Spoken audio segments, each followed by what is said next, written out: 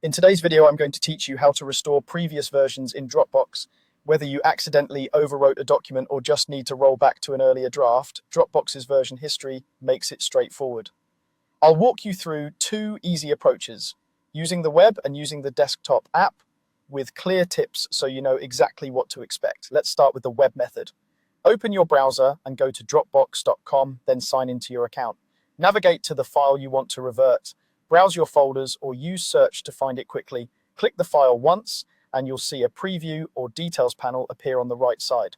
In the top right corner of that panel, click the three dots to open more options, then choose version history. You'll see a list of past versions with dates, times, and the person who made each edit. Click any version to preview it so you can confirm it's the one you want. When you're confident, click restore on that specific entry.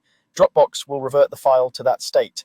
This doesn't wipe out your history, it creates a new top version that matches the older content, so you can always return to version history again if you change your mind. Depending on your plan, you'll typically have access to at least the last 30 days of changes, sometimes more.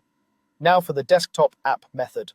On Windows, open File Explorer. On Mac, open Finder.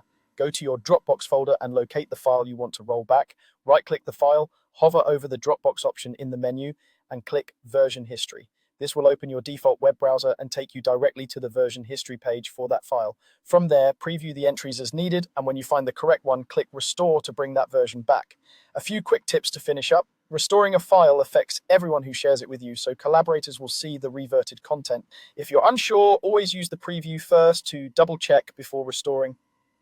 Large files may take a moment to process after you click restore, and you might see a short sync time before the change appears on all devices.